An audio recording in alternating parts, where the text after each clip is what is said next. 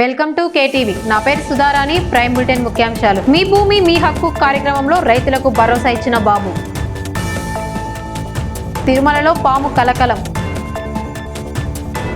YCP నేత తోపుదుర్తి ఇంటి వద్ద హైటెన్షన్, అనంతలో ఆసక్తి. నంద్యాల జిల్లాలో చౌడేశ్వరి దర్శనానికి బైరెడ్డి శబరి. గత పాలకులు చేసిన పాపాలు ప్రజల పాలిట శాపాలుగా మారాయని ఏపీ ముఖ్యమంత్రి చంద్రబాబు అన్నారు. నంద్యాల జిల్లా బనగానేపల్లెలో పర్యటించిన సీఎం రైతులకు పట్టాదారు పాస్బుక్లు పంపిణీ చేశారు. ఈ సందర్భంగా ఆయన మాట్లాడుతూ కూటమి ప్రభుత్వం రాగానే ల్యాండ్ టైటిలింగ్ యాక్టును రద్దు చేసినట్లు తెలిపారు. ప్రజల ఆస్తిపై ప్రజలకే అధికారం ఉండాలన్నారు. ప్రతి సమస్యకు పరిష్కారం చూపే బాధ్యత నాదే అంటూ హామీ ఇచ్చారు. తిరుపతి జిల్లా శెట్టిపల్లిలో, గుంటూరు జిల్లా వట్టి చెరుకూరులో 70 ఏళ్ల నాటి సమస్యలు పరిష్కరించామని తెలిపారు. తెలంగాణలో కొన్ని సమస్యలు ఎక్కువ ఉండేటివి. దానికి కారణం నిజాం పాలనలో ఎప్పుడు కూడా భూములన్నీ అనేక మందికి ఇచ్చేవాళ్ళు. ఇక్కడ బ్రిటిష్ వాళ్ళ పరిపాలన అప్పుడే పగడ్బందీ అయినటువంటి ల్యాండ్ రిఫార్మ్ యాక్ట్ కూడా పెట్టుకొని చేశారు. మనం అందరూ కొంతమంది పెద్దవాళ్ళకి ఉండేవాళ్ళకి ఐడియా ఉంటుంది.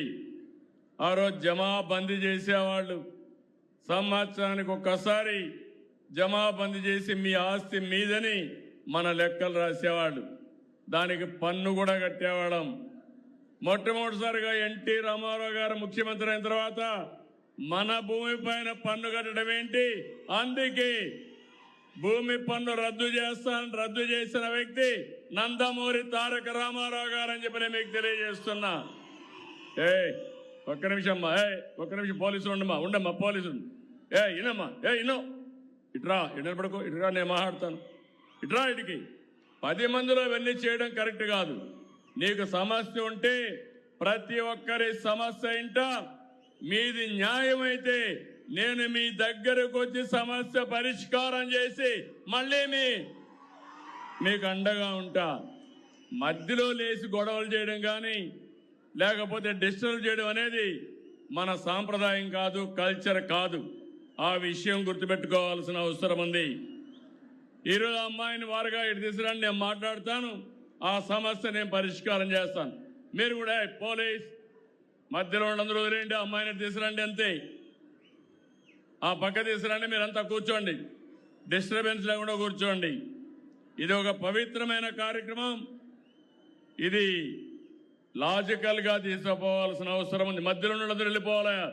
ప్లీజ్, ఎవరా మీరంతా వెళ్ళండి, మధ్యలో ఉన్నవాళ్ళు మధ్యలో అందరూ వెళ్ళండి. ఈరోజు మీరు చూస్తే ఇప్పుడే తులసమ్మ గారు ఒక విషయం చెప్పారు.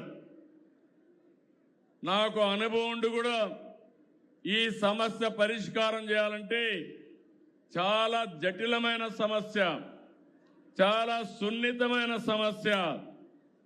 భూమి మీది, మీ భూమి మీద ఫోటో ఆనాటి పాలకులది. భూమి చుట్టూరు సర్వే రాళ్లపైన కూడా ఫోటో వేసుకునే పరిస్థితికి వచ్చారు. అంటే ఫోటో పిచ్చి పరాకాష్ఠకి వెళ్లే పరిస్థితికి వచ్చింది. అది ఆలోచించిన తర్వాత నేను ఆలోచించాను, ఒకవేళ వేస్తే మీ నాన్న ఫోటోనో మీ తాత ఎవరైతే ఆ భూమి ఇచ్చారో వాళ్ళ ఫోటో వేయాలి, కానీ వీళ్ళ ఫోటో వేసుకోవడం తప్పని ఆ ఫోటోను రద్దు చేసి రాజముద్రతో ఈరోజు మీకు పట్టాలు ఇస్తున్నాం. ఆ తర్వాత ఆలోచించాను, మళ్ళీ ఎవరైనా దుర్మార్గులు వస్తే ఆ దుర్మార్గులు మళ్ళీ రికార్డు మార్చే పరిస్థితికి వస్తారు. నేను కానీ ఏమారితే కింద నుండే వాళ్ళు దళారులు కూడా తయారవుతారు. మేము మీకు పట్టా ఇప్పిస్తాం, రేట్ ఎంత ఇస్తామని. అందుకే నేను ఇవన్నీ ఆలోచించి సర్వే మొదలుపెట్టాం, రీసర్వే చేస్తున్నాం. ఆ రీసర్వేలో కూడా రైతుకి ఇన్ఫర్మేషన్ పంపిస్తున్నాం. మీకు పంపించిన తర్వాత మీరు వస్తే మీ సమక్షంలో సర్వే చేపిస్తున్నాం. నీకు ఎంత భూమి ఎన్ని ప్లేసుల్లో ఉంటే అవన్నీ కూడా రాసి మీ పేరుతో ఎక్కడెక్కడున్నాయో వివరాలు రాసి మీకు అందజేస్తున్నాం. మీరు అవన్నీ చూసుకున్న తర్వాత కరెక్ట్గా ఉన్నాయని ఒప్పుకుంటే మీరు సంతకం పెడితే అప్పుడు మెడ్రాసుకు పంపించి సెక్యూరిటీ ప్రెస్లో ఈ పుస్తకాలు ప్రింట్ చేస్తున్నాం. ఇది ఎవడంటే వాడు చేయడానికి వీలు లేదు. మన కరెన్సీ ఉంది, కరెన్సీని మన డబ్బుల్ని వేరే వాళ్ళు డూప్లికేట్ ప్రింట్ చేయడానికి వీలు లేదు. అలాంటి జాగ్రత్తలు తీసుకున్నాం. మళ్ళీ ఎలాంటి ఇబ్బంది లేకుండా మధ్యలో దళారీ వ్యవస్థ లేకుండా ఉండాలని నేరుగా ఇలాంటి మీటింగులు పెట్టి గ్రామ సభల ద్వారా మీకు ఇప్పిస్తున్నా. అదే మరిగా మిమ్మల్ని అందరినీ ఐవీఆర్ఎస్ అడుగుతున్నాను, సమాచారం అడుగుతున్నాను, ఎప్పటికప్పుడు పర్యవేక్షిస్తున్నాను. ఇప్పటికి 7 సార్లు 7 నెలల్లో ఇక్కడ జిల్లాలకు వచ్చాను. నేను ఒక ఉద్యమంగా తీసుకున్నాను, ఇది ఒక పవిత్రమైన కార్యక్రమంగా తీసుకున్నాను. నా ఆలోచన ఒక్క రూపాయి కూడా అవినీతి లేకుండా, దళారీ వ్యవస్థ లేకుండా మీ అన్ని సమస్యలు పరిష్కారం చేసి, శాశ్వత పరిష్కారం చేసి మీకు అండగా ఉండాలని ఒక సంకల్పంతో ముందుకు పోతున్నా. 7 నెలలుగా వచ్చాను, ఇంకా నాకు 8 నెలలు పడుతుంది. 7 నెలలు వస్తే ఇప్పుడు మీరు చూస్తే 6,887 గ్రామాల్లో సర్వేలు చేశాం. 29,04,000 పాస్ పుస్తకాలు ఇచ్చాం. ఇంకో పక్క అందులో క్యూఆర్ కోడ్ ఉంది. క్యూఆర్ కోడ్ కొడితే అసలు రికార్డులో మీద మీ పేరు మారిందా కూడా చెప్పే పరిస్థితి వస్తుంది. అక్కడ కంప్యూటర్ కూడా ఎవడో మార్చకుండా అక్కడ కూడా మీరు చూస్తే బ్లాక్ చైన్ టెక్నాలజీ తీసుకొచ్చాం. అంత మునుపు కూడా ఎవరంటే వాళ్ళు మార్చేయడం, మార్చేసిన తర్వాత అడిగితే సమాధానం కూడా చెప్పకుండా ఎవరు మార్చారని కూడా తెలియకుండా పోయే పరిస్థితి వచ్చింది. ఈరోజు ఆ సమస్య లేదు. ఎవరైనా ఎక్కడైనా కలబెడితే కంప్యూటర్ ఎవరు కలబెట్టారో చెప్పే పరిస్థితి వస్తుంది. మీ అందరికీ ఒకటే చెప్తున్నా, ఇంకా 8 నెలలు నాకు పడుతుంది. 8 నెలల్లో నేను పూర్తి చేస్తే మార్చి 2027కి ఇప్పటి నుంచి 9,833 గ్రామాల్లో 72,07,605 పట్టాదారు పాస్ పుస్తకాలు ఇవ్వాల. అది ఇస్తే నాకు ఒక తృప్తి. నేను ఒక మంచి పని చేసి శాశ్వతంగా రైతులకు విముక్తి చేసిన వాడిని అవుతాను. తప్పకుండా చేసి నా యొక్క నిజాయితీ నిరూపించుకుంటామని చెప్పి కూడా నేను మీకు తెలియజేస్తున్నా. ఈ నెలలో రాష్ట్రంలో 428 గ్రామాలు 2,48,00,000 పాస్ పుస్తకాలు అందించాం. నంద్యాల 8,412, బనగానిపల్లిలో 1,125 పాస్ పుస్తకాలు అందించాం. ఇవన్నీ కూడా మీరు చూస్తే ఇది ఒక పద్ధతి ప్రకారం చేస్తున్నాం. ఇంకో పక్కన ఇవి జరిగితే భూ వివాదాలు ఉండవు. కలెక్టర్ కానీ జాయింట్ కలెక్టర్ ఉన్నారు. నేను ఒకటే ఆదేశాలు ఇచ్చాను. ఇది ప్రభుత్వానికి అత్యంత ప్రాముఖ్యత కలిగిన కార్యక్రమం. ఎలాంటి అజాగ్రత్త తగదు. ఒక్క రూపాయి కూడా అవినీతి లేకుండా రైతుకు మనం పట్టా 5 సంవత్సరాలు అధికారంలో ఉన్న జగన్మోహన్ రెడ్డి ఒక ప్రభుత్వ ఉపాధ్యాయ ఉద్యోగం కూడా ఇవ్వలేకపోయారని శాసన మండలి సభ్యులు భూమిరెడ్డి రామగోపాల్ రెడ్డి ఆరోపించారు. తన తాత రాజారెడ్డి వల్ల స్వతంత్రం వచ్చిందన్నట్లు మాట్లాడుతున్న వైసీపీ నేతలపై ఆయన ఫైర్ అయ్యారు. విజయవాడలోని తెలుగుదేశం పార్టీ కేంద్ర కార్యాలయంలో ఆయన మీడియాతో మాట్లాడుతున్నారు. ఆ వివరాలు చూద్దాం. అన్ని ఏర్పాట్లు చేస్తామని చెప్పి ఆ రోజు గత ఏడాది క్రితమే చెప్పడం జరిగింది. మళ్ళీ ఇటీవలనే మేలో ఈ తీర్పు వచ్చినప్పుడు గత నెలలో మేమంతా కలిసి శాసనమండలి సభ్యులమంతా కలిసి విద్యాశాఖ మంత్రి లోకేష్ బాబు గారిని కలిసినప్పుడు కూడా ఖచ్చితంగా ఉపాధ్యాయ లోకానికి ఇబ్బంది కలగని విధంగా ఏ ఒక్క ఉపాధ్యాయుడు కూడా ఇబ్బంది పడని విధంగా వారందరికీ కూడా ప్రత్యేక టెట్ నిర్వహిస్తాం, వారందరినీ కూడా ఆందోళన చెందవద్దు, ఇది నా మాటగా చెప్పండి అని చెప్పి కూడా ఆ రోజు లోకేష్ బాబు గారు చెప్పిన సూచనల మేరకు, సలహా మేరకు, ఆదేశాల మేరకు మేము కూడా ఉపాధ్యాయ లోకానందరికీ కూడా చెప్పడం జరిగింది. సర్వీసులోని ఉపాధ్యాయులందరికీ కూడా ప్రత్యేక టెట్ ఈ రాష్ట్ర ప్రభుత్వం నిర్వహిస్తుంది. ఎవరు కూడా ఆందోళన చెందవద్దని చెప్పి వారందరికీ కూడా మేము హామీ ఇవ్వడం జరిగింది. ఆ మేరకే నిన్న స్పెషల్ టెట్కి సంబంధించిన ఉత్తర్వులను రాష్ట్ర ప్రభుత్వం జారీ చేయడం జరిగింది. జగన్మోహన్ రెడ్డి గారిని మొన్న ఆయన పులివెందుల పర్యటన సందర్భంగా కొంతమంది ఉపాధ్యాయులు కలిసి టెట్ను రద్దు చేయించాలని చెప్పి ఆయన కోరిన మేరకు ఆయన ఒక పెద్ద స్టేట్మెంట్ ఇవ్వడం జరిగింది. టెట్ రద్దు చేసేదానికి నేను పోరాడతా, మా ఎంపీలంతా కూడా పోయి ఉద్యమిస్తారని చెప్పి చెప్పడం జరిగింది. మళ్ళీ నిన్న ఏం చేశాడు, టెట్ ఇన్ సర్వీస్ టీచర్లకు టెట్ రద్దు చేయాలి, లేకపోతే నేను ఉద్యమిస్తా అని చెప్పిన ఎక్స్లో ఆయన పోస్ట్ చేసిన 2 గంటలకే చంద్రబాబు నాయుడు గారు, లోకేష్ బాబు గజ్జ గజ్జ గజ్జ గజ్జ గజ్జ వణిగిపోయి ఇన్ సర్వీస్ టీచర్లందరికీ ప్రత్యేక టెట్ నిర్వహిస్తామని చెప్పి ఆదేశాలు ఇవ్వడం జరిగింది, ప్రభుత్వ ఉత్తర్వులు ఇవ్వడం జరిగిందని చెప్పి ఎక్స్ వేదికగా ఆయన చెప్పడం జరిగింది. ఈ సందర్భంగా జగన్మోహన్ రెడ్డి గారు సలహా సూచిస్తున్నా, చంద్రబాబు నాయుడు గారికి మీరు డిమాండ్ చేసిన 2 గంటల్లోనే జీవో విడుదల చేసి మీ బెదిరింపులకు భయపడడం జరిగింది. అదే విధమైన బెదిరింపులను భారత ప్రధానమంత్రి నరేంద్ర మోడీ గారికి కూడా ఇవ్వండి.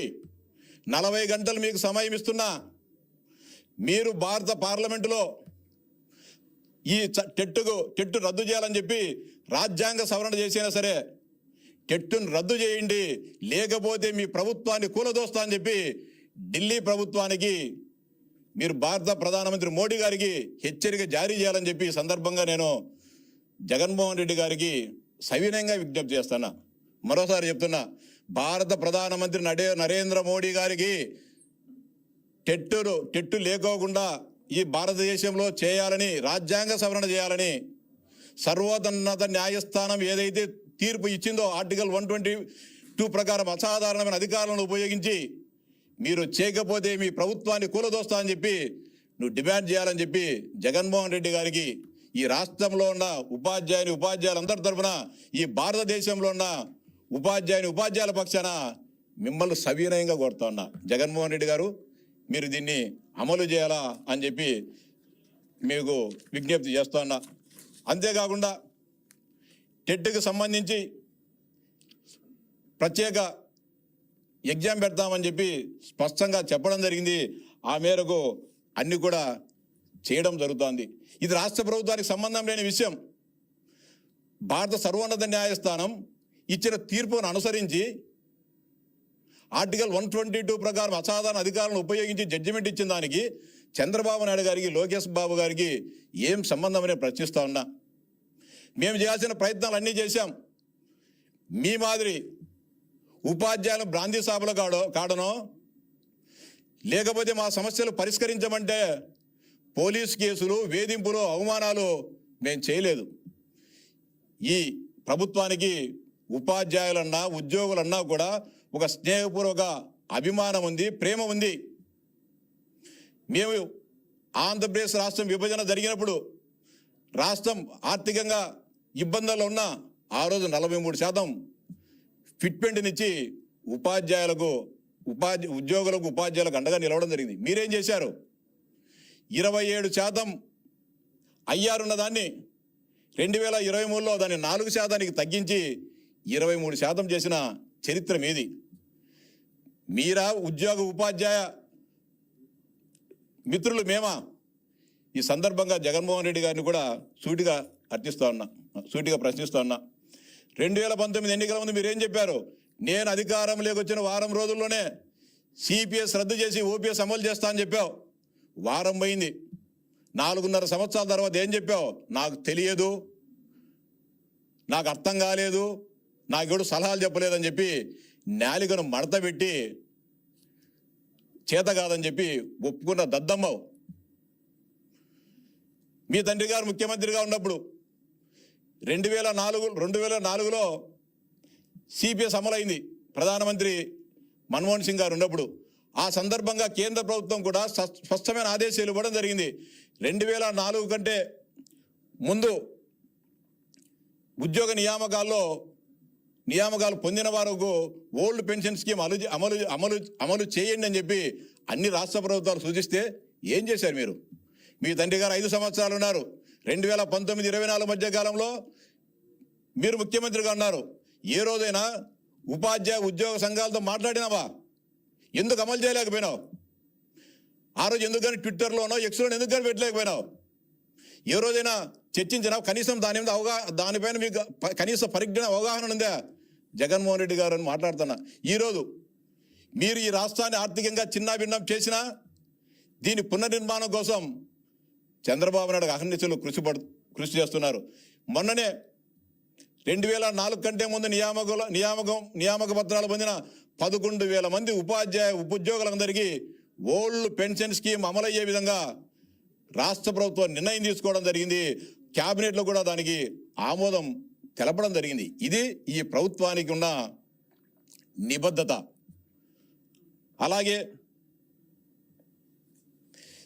గతంలో జగన్మోహన్ రెడ్డి గారు ఉన్నప్పుడు ఏదైతే ఉద్యోగులు ఉపాధ్యాయులపైన కేసులు పెట్టి వేధించారో ఈ ప్రభుత్వం వచ్చిన తర్వాత వాటన్నిటిని కూడా మీ విత్డ్రా చేసుకోవడం జరిగింది.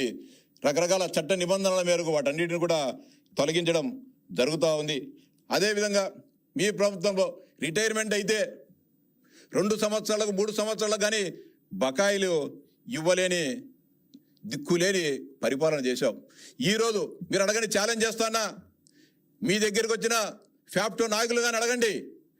ఈ ప్రభుత్వం వచ్చిన తర్వాత ఎవరైనా రిటైర్మెంట్ అయితే రెండు నెలల లోపల వారందరికి సంబంధించిన బకాయిలను మేము ఇస్తున్నామో లేదో ఒకసారి అడిగి కనుక్కొని మాట్లాడు జగన్మోహన్ రెడ్డి.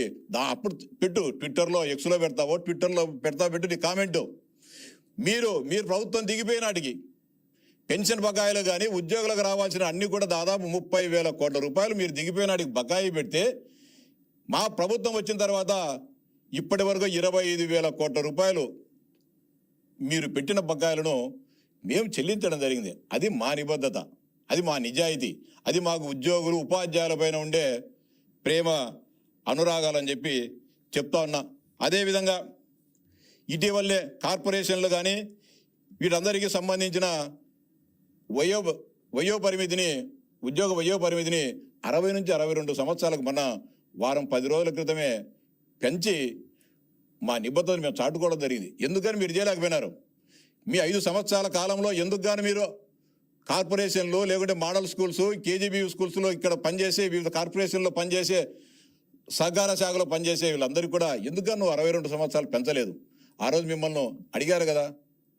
ఈరోజు మాకు నిబద్ధత ఉంది, ఉద్యోగులపైన ప్రేమ ఉంది కాబట్టి ఈరోజు మేము అవన్నీ చేయడం జరుగుతుంది.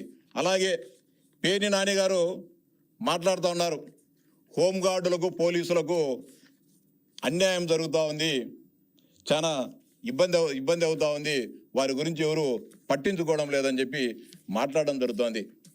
పేర్ని నాని గారు నంద్యాల పార్లమెంటు సభ్యురాలు, TDP Lok Sabha deputy floor leader, Telugu Desam party జాతీయ ప్రధాన కార్యదర్శి డాక్టర్ బైరెడ్డి శబరి గురువారం బనగానపల్లి మండలం నందవరం గ్రామంలోని ప్రసిద్ధ శ్రీ చౌడేశ్వరీదేవి అమ్మవారిని దర్శించుకొని ప్రత్యేక పూజలు నిర్వహించారు. ఆలయానికి చేరుకున్న ఎంపీ డాక్టర్ బైరెడ్డి శబరికి ఆలయ ఈవో ఎన్ శ్రీనివాస్ రెడ్డి, ఆలయ ధర్మకర్తల మండలి చైర్మన్ పివి నాగార్జున రెడ్డి, ఆలయ అభివృద్ధి committee chairman PV Kumar Reddy ఆలయ మర్యాదలతో ఘన స్వాగతం పలికారు.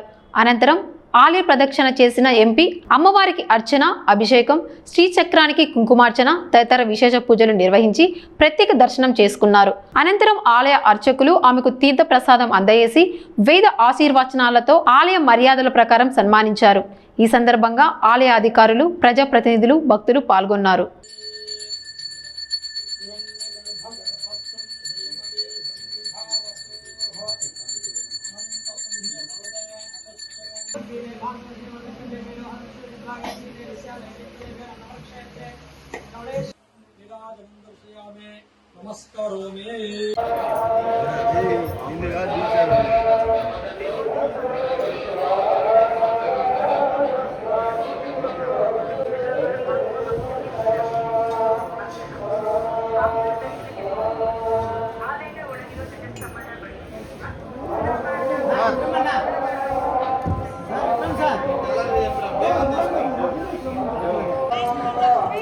స్లోగా రండి సార్, కొద్దిగా స్లో సార్. सर पिల్లకాయల్ని మేడం सर टेंपल फोटो వేయండి సార్ सर टेंपल फोटो వేయండి please sir stand sir madam please ఒరే ఒరే నిమిషం సార్ స్లోగా sir sir side to side ఎందుకు నాకు మధ్యలో వచ్చారు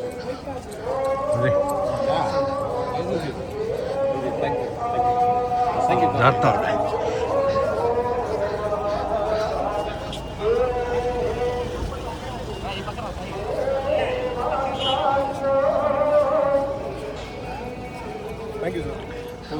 వన్ మినిట్ మేడం సార్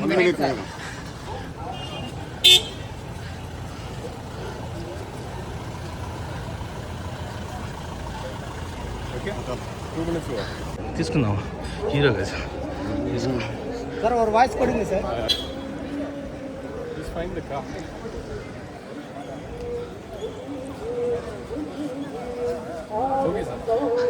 வாங்க சார் మీరు வாங்க சார் పర్వాలేదు मैं अपने वांगा सर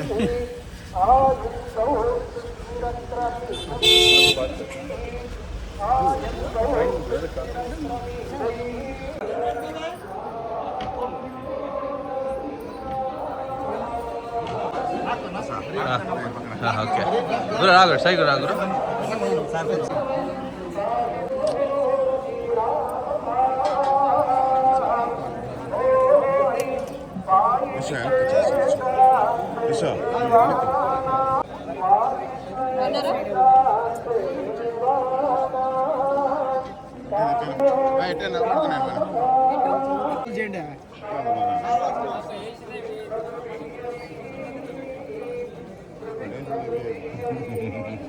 తెలీదులే మేడం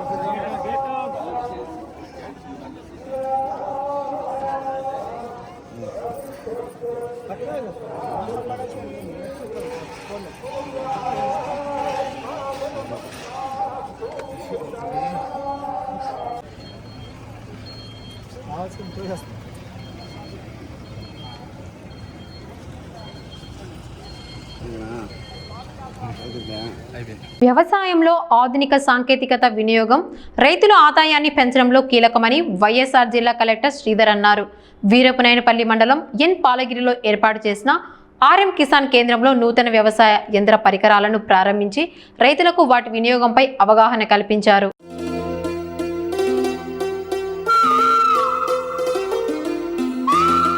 వీరపునాయనపల్లె మండలం ఎన్ పాలగిరిలోని ఆర్ఎం కిసాన్ కేంద్రంలో నూతన వ్యవసాయ యంత్ర పరికరాలను జిల్లా కలెక్టర్ శ్రీధర్ ప్రారంభించారు. అనంతరం జరిగిన సభలో ఆయన మాట్లాడుతూ వ్యవసాయంలో నూతన సాంకేతికత వినియోగం అత్యంత అవసరమని అన్నారు. బారామతి కేవీకే శాస్త్రవేత్తలు రైతులకు సహకరించేందుకు ముందుకు రావడం అభినందనీయమని పేర్కొన్నారు. ఎక్కడ సమస్య వస్తుందంటే మార్కెట్ దగ్గర. ఇది వాస్తవం. మనకున్నటువంటి కొన్ని ఆలోచనలు ఏంటంటే, మన ఊర్లో ఏదైనా ఒక 10 మంది రైతులు ఏదైనా ఒక పంట పెడితే ఊరు మొత్తం అదే పంట పెడతాం. ఇప్పుడు మండలం కాదు, మొత్తం జిల్లా అంతా కూడా అదే పంట పెడుతున్నాం. మొన్న గౌరవ ముఖ్యమంత్రి గారు వచ్చినప్పుడు, జమ్మలమడుకు వచ్చినప్పుడు సున్నపురాలపల్లెలో ఒక మాట చెప్పారు. ఇవాళ ఆంధ్రప్రదేశ్లోనే అత్యంత తలసరి ఆదాయం ఉన్నటువంటి మండలం ఏదంటే మన దగ్గరలో ఉన్నటువంటి వేముల మండలం. అక్కడ రైతులు, అక్కడ ప్రజలు సాధించింది ఒకటే విజయం. అక్కడికి 100కి 90% మంది రైతులు ఇవాళ అరటి పంటను పండిస్తున్నారు. ఆ అరటి పంటని మన భారతదేశంలోనే కాదు, పక్క దేశాలు కూడా ఎక్స్పోర్ట్ అవుతా ఉంది. కానీ తెలివైన రైతులు ఏం చేస్తున్నారు, ఎప్పుడైతే మార్కెట్లో మంచి ధర ఉంటుందో దాన్ని ముందుగానే కనిపెట్టుకుని దానికి తగ్గట్టుగా నాటు పెడుతున్నారు. దేశంలో ఎక్కడ కూడా మార్చి, ఏప్రిల్, మే నెలల్లో ఎవరు కూడా ఈ బనానా ప్లాంటేషన్ చేయరు. మన దగ్గర మాత్రమే చేస్తారు, అది కూడా ముఖ్యంగా మండలంలో చేస్తారు. దానివల్ల ఏమవుతుంది, మనకి పంట వచ్చే కాలం మనకి డిసెంబరు, జనవరి, ఫిబ్రవరిలోకి వస్తుంది, ఇంకా నవంబర్. ఆ సమయంలో మన దేశంలో ఉన్నటువంటి మిగతా బనానా పండించే పంట ఎక్కడ కూడా అందుబాటులో ఉండదు. కేవలం మన రాయలసీమలో, మన కడప నుంచి మాత్రమే బనానా ఉంటుంది. సో ఆ సమయంలో పంట పెట్టినటువంటి రైతులకి అదే ఎంత పండించామనేది పక్కన పెడితే 30 టన్నులు పండించినా, 40 టన్నులు పండించినా యావరేజ్న హైయెస్ట్ ప్రైస్ వస్తూ ఉంది. ఇవాళ మనం పండించడంలో రారాజులుగా ఉన్నాం, కానీ మార్కెటింగ్లో మాత్రం ఇంకా ఓనమాల్లోనే ఉన్నాం. ఇవాళ బారామతి నుంచి మనకి సైంటిస్టులు వచ్చారు. మీరందరినీ నేను కోరేది ఒకటి ఏంటంటే, రాజశేఖర రెడ్డి గారిని కూడా ఉత్సాహమైనటువంటి రైతుల్ని ఖచ్చితంగా మహారాష్ట్ర తీసుకువెళ్ళి వాళ్ళు పండించే విధానం ఒక ఎత్తు అయితే, వాళ్ళకన్నా మన రైతులు బాగా పండిస్తారు, కానీ వాళ్ళు మార్కెట్ చేసే విధానాన్ని మన రైతులందరికీ కూడా ఎక్స్పోర్ట్ చేయాలి. ఇవాళ అక్కడ ఉన్నటువంటి రైతులు ప్రతి జిల్లాలోనూ, ప్రతి మండలంలోనూ, లేదా ప్రతి ఊర్లోనూ కూడా ఈ కేంద్రం ద్వారా రైతులు ఆధునిక వ్యవసాయ పరికరాల వినియోగంపై అవగాహన పెంచుకొని దిగుబడులు, ఆదాయాన్ని మెరుగుపరుచుకోవాలని సూచించారు. కడప జిల్లా కలెక్టర్ గారు చెరుకు శ్రీధర్ గారు మరియు అమలాపురం శాసనసభ్యులు శ్రీ పుత్తా చైతన్య రెడ్డి గారు రావడం జరిగింది. వారి సమక్షంలో కేవీకే బారామతి సైంటిస్టులు మరియు ఆర్ఎం కిసాన్ సెంటర్ మధ్య టెక్నాలజీ షేరింగ్ ఎంఓయూ చేసుకోవడం జరిగింది. ఇక్కడ ఆర్ఎం కిసాన్ సెంటర్ని రాయలసీమలో హార్టికల్చర్ హబ్గా డెవలప్ చేయడానికి రైతులకి ఓఎన్పిఏ విధానంలో పంటలు ఎలా పండించుకోవాలి, పండించిన పంటని ఎలా మార్కెట్ చేసుకోవాలి, తర్వాత తక్కువ పెట్టుబడితో ఎక్కువ లాభాలు ఎలా సాధించాలి అన్న ట్రైనింగ్ ప్రోగ్రామ్ స్కీమ్ నడుస్తుంటుంది. అది కాకుండా కొత్తగా రైతులకి పాలీ హౌస్లో, అంటే నేల లేకుండా హైడ్రోపోనిక్స్ కానీ, ఏరోపోనిక్స్ కానీ, గ్రో బ్యాగ్స్లో కానీ పంటలు ఎలా పండించాలి, ఇవన్నీ కూడా నేర్పించడం కోసం, ఆ సాంకేతికతను రైతులకి పరిచయం చేయడం కోసం కేవీకే బారామతిలో సాంకేతిక ఒప్పందం తీసుకుంటాము. తర్వాత అనిమల్ హస్బెండరీ కానీ, హనీబీ టేక్ కేరింగ్ కానీ, తర్వాత ఫిషరీస్ కానీ అన్నీ ఇంట్రడ్యూస్ చేయబోతున్నాము. ఒక 2-3 సంవత్సరాల్లో పూర్తి స్థాయిలో వాటన్నింటినీ ఇక్కడ ఏర్పాటు చేసి ఇక్కడ రైతాంగానికి, తెలుగు రైతులకి అందరికీ ఈ టెక్నాలజీని పరిచయం చేయాలన్న ఉద్దేశంతో ఈ ఎంఓయూ చేసుకోవడం జరిగింది.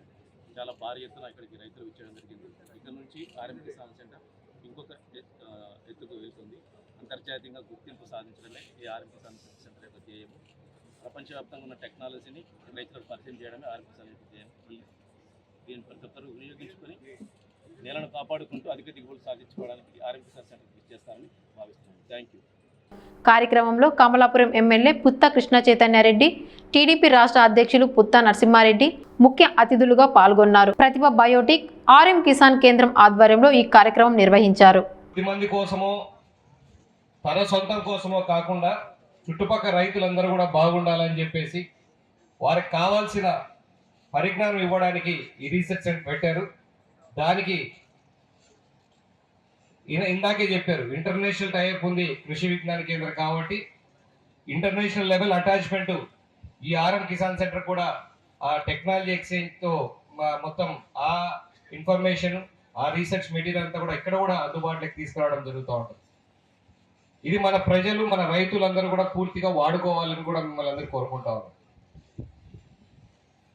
ఇందాక నాన్నగారు చెప్పినట్టు, అంటే ఈ రోజు కాదు, రోజు కూడా చెప్తా ఉన్నారు, పొలాల్లోకి వచ్చి పని చేసేవాళ్ళు తక్కువయ్యారు.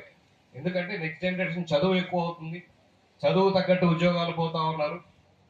అలాగే కష్టం ఎక్కువ ఉంది కాబట్టి ఇంత కష్టపడాలనే వాళ్ళు కూడా చాలా మంది తగ్గిపోతారు. సో రైతులైతే మన భూములు మనం చేసుకోక మానదు కాబట్టి టెక్నాలజీ అనుసంధానం చేసుకోవాల్సిందే. ఇప్పుడు టిల్లర్ కొట్టాలి, తోటల మధ్యలో టిల్లర్ కొట్టాలి అని అంటే వేరే వాళ్ళ మీద డిపెండ్ కాకుండా మనమే కొట్టుకునే దానికి యంత్రాలు తయారు చేస్తూ ఉంటాం. మందు కొట్టుకోవడానికి అంటే మనం దాంతోపాటు తిరిగి కొట్టకపోయినా ఒక చోట నిల్చొని రిమోట్ కంట్రోల్తో ఆపరేట్ చేస్తూ చేసుకోవడానికి డ్రోన్స్ వచ్చినాయి, గడ్డి కొట్టే మిషన్స్ కానీ అన్ని రకాలు కూడా టెక్నాలజీ అందుబాటులోకి వస్తూ ఉంది. ఆ టెక్నాలజీ ఎలా వాడుకోవాలి, ఎంత మెరుగ్గా వాడుకోవాలి అనేది ట్రైనింగ్, అంటే మీరు ఊరికే డిస్ప్లేకి పెట్టారు, మరి దాని మీద ముందు ట్రైనింగ్ కూడా చేయిస్తారు అనేది కూడా ట్రైనింగ్ చేయించాల్సింది కూడా కోరుకుంటా ఉన్నాను. దీంతో పాటు మన భూములు కాపాడుకోవాలన్న దాన్ని నినాదం ఈ మధ్య కాలంలో నేను ఎక్కడికి పోయినా కూడా అదే పనిగా చిన్న ప్రోగ్రామ్ అయినా కూడా రైతులకు సంబంధించింది ఎందుకు పోతా ఉంటుందంటే ఫర్టిలైజర్స్ నుంచి ఆర్గానిక్ మెటీరియల్ న్యాచురల్ ఫార్మింగ్కి ఖచ్చితంగా రావాల్సిన అవసరం ఉంది. ఈరోజు మనం సాగు కోసం ఫర్టిలైజర్స్ ఎక్కువ వాడుతూ ఉన్నాము.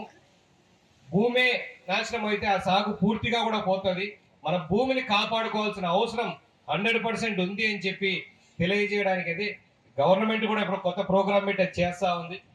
అదే మార్గంలో ఇలా ఓఎన్బిఏ సిస్టమ్ కూడా దానికి సంబంధించిందే. నేషనల్ న్యూట్రియన్స్ బయోకెమికల్స్ వాడి తక్కువ ఫర్టిలైజర్స్ వాడి ఎక్కువ దిగుబడి, ఈ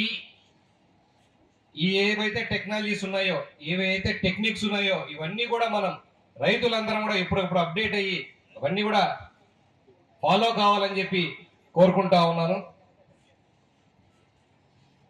ఇందాక నాన్నగారు చెప్పినట్లు చంద్రబాబు నాయుడు గారు గవర్నమెంట్ వచ్చిన తర్వాత సెంట్రల్ గవర్నమెంట్తో మాట్లాడి రాయలసీమ మొత్తంని ప్రకాశం, ఒంగోలు, మార్కాపురం కూడా కలుపుకొని, నెల్లూరు కలుపుకొని రాయలసీమ హార్టికల్చర్ హబ్ కింద ప్రమోట్ చేస్తాం. రాయలసీమ హార్టికల్చర్ హబ్ కింద అంటే పంట పండించే దగ్గర నుంచి పంట ఎక్స్పోర్ట్ కానీ పంట అమ్మకానికి పోయేంత వరకు కూడా రైతుకు కావాల్సిన అన్ని సౌకర్యాలు, దాంట్లో ఇరిగేషన్ ప్రాజెక్ట్స్ వస్తాయి, రోడ్స్ వస్తాయి, కనెక్టింగ్ రోడ్స్, ఇండివిజువల్గా కోల్డ్ స్టోరేజెస్, అంటే ఒకటే కోల్డ్ స్టోరేజ్ అందరూ ఇంత ముందులాగా పెట్టేసి వాళ్ళ కాడిపోయి మనం రెంట్లు కట్టి చేయకోకుండా ప్రతి రైతుకు సబ్సిడీ రేట్లలో కోల్డ్ స్టోరేజీలు, చిన్న పొలాలకు తగ్గట్టుగా కోల్డ్ స్టోరేజ్లు ఇవ్వడం కానీ, గోడౌన్స్ కానీ, దీనికి అన్నిటి కూడా దానికి ఏమేమి కావాలో ఒక హార్టికల్చర్కి సంబంధించి రైతుకి ఏమేమి కావాలో అన్ని ఫెసిలిటీస్ ఎక్కడికక్కడ ఏర్పాటు చేసేటట్లుగా, ఇవన్నీ మీరు అక్కడికి పోండి, జిల్లా హెడ్ క్వార్టర్స్లో పెట్టుకోండి, లేదంటే ఇంకో సెంటర్ పెడతాం అనేది కాకుండా ఎక్కడికక్కడ అందుబాటులో ఉండేటట్లుగా చేయడానికి ఈ ముఖ్య ఉద్దేశం గవర్నమెంట్ చేస్తూ ఉంది. ఇది చేస్తే రాష్ట్రంలో రాయలసీమ అగ్రగామిగా ఉంటుంది, ఇండస్ట్రీస్ పరంగా, వ్యవసాయ పరంగా. ఎందుకంటే మన దగ్గర కష్టపడే రైతులు చాలా ఎక్కువ.